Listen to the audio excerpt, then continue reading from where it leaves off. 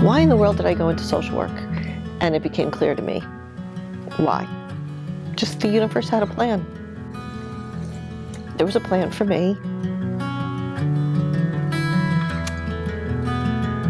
I started doing heroin when I was really young, in early teens, and then I left home and started riding freight trains and traveling the country and getting stuck in cities doing drugs and heroin and robberies and whatever. They kept trying to push me into rehabs and push me into programs, and that would just make me go off more. You couldn't hold me down. I did not want to be told what to do at all. I just wanted to be left alone.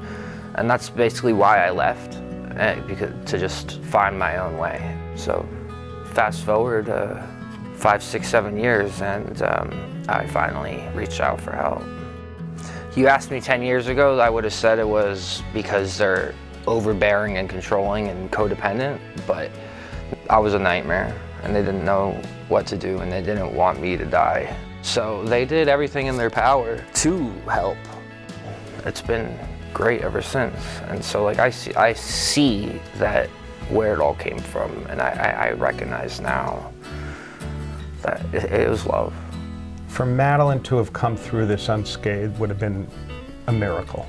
I started, my first drink was my junior year of high school at junior prom, and then I didn't drink again until my senior prom. It got really bad when I went off to college, and I really started drinking alcoholically when I turned 21. It got really bad down in Florida for a year. I was really, really bad down there. I had no responsibilities. I wasn't going to school. I was really far away from my parents, but they figured it out, thankfully. And I came up to Connecticut, to Turnbridge. You know the expression, God gives you what you can handle? I said, Madeline is in a psych ward. He's really, really challenging me. And I knew how to handle it. My relationship now with my parents compared to my relationship before I got sober with my parents is 1,000 times different.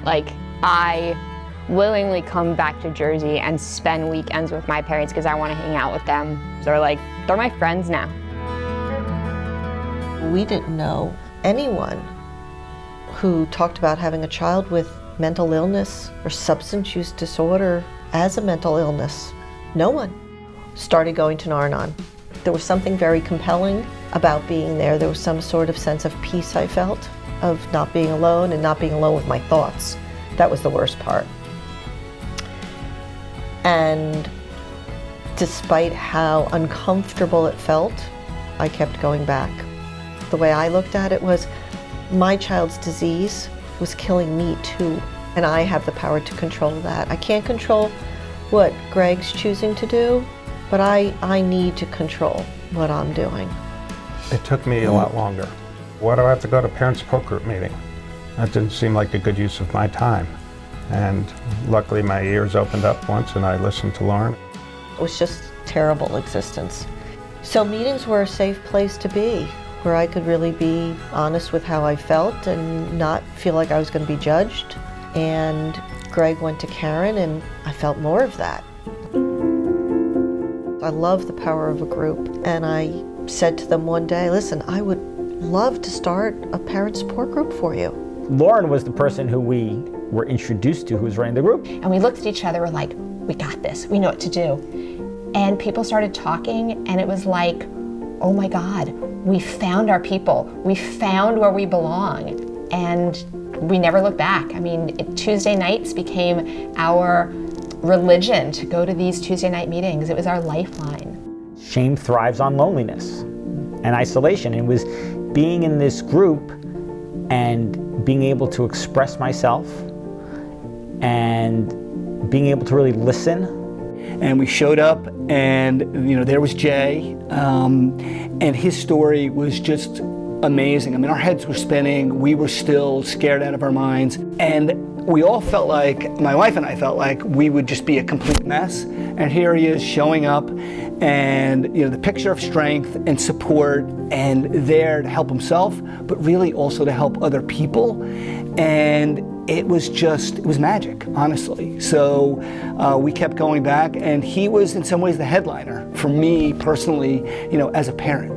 Thinking about gratitude, what I'm grateful for, is a great way to slough off whatever negative energy I'm carrying around, helps me get my head where my feet are. When I started, I felt isolated. I am no longer isolated. I have support at every turn, and I'm so grateful for that.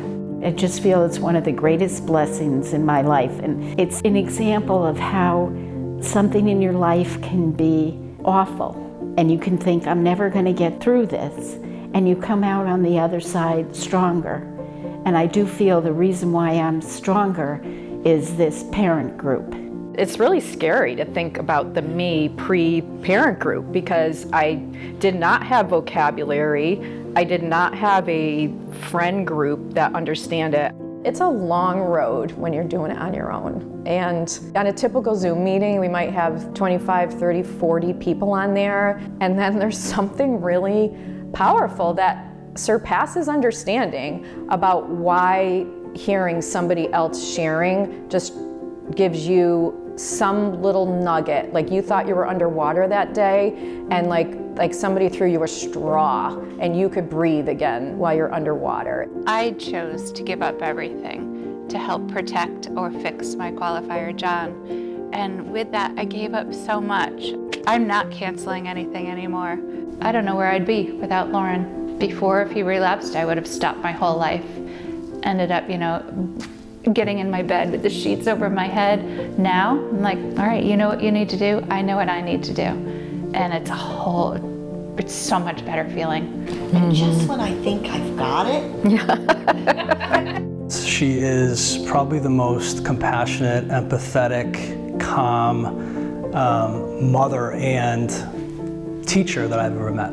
Lauren and I decided to approach Caron and tell them that we would like to donate more money if they bring family services and education out of the campus to the regions. Caron has helped us in many ways. Our son went to Caron 3 times. He didn't get sober after each of those times, but we did. I can't believe how many families are suffering from this disease. I now know that addiction is a family disease. The podcast series was driven by one dad, and he corralled the other 2 to become the 3 papas. 53 podcasts later, 190,000 downloads. For us, the podcast, I couldn't get enough of it. It was like being on a fly on the wall in a support room when I couldn't get to one. It's fun. Helping people is fun. It increases dopamine levels. When you speak to Jay, you speak to Lauren, they are there to listen, but they're supportive, and they exude hope. There's just some energy about how they speak about recovery and how they look at the world that makes me want to be a better person. It was what they were doing for themselves to invest in their own work, to be more impactful in the lives of Greg and Madeline. And in that quickly blossomed a movement of parents helping parents. And fast forward 12 years later, the footprint that Lauren and Jay have, you almost can't measure it. 10 years ago, I wasn't looking to now. I didn't think I would be here, but I wouldn't change anything. It's beautiful. Everybody's like healthier than ever. We didn't have our whole family, and we do now.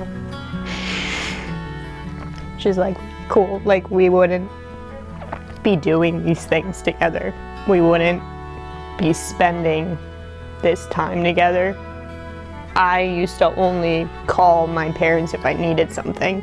I call my mom just to bother her sometimes because I want to like talk to her. I call at least one of my parents every single day now, and like I used to go months without talking to them. It's hard sometimes, it was really hard, but it's like, I wouldn't trade it for the world. My life is more fulfilled now than it ever could have been. And I think theirs is also. I don't think I would want to go through it again. I don't think I would do it over, but with the benefit of hindsight, an incredible life for the four of us that would not be the same. It was a very trying, sad, scary 11 years. But it is what it is. It is what it is. What do I know to be true? For today, I know that I am a better human being for what I've learned about myself, about other human beings, how compassion and kindness is so important to hold somebody else's hand. It's all you need.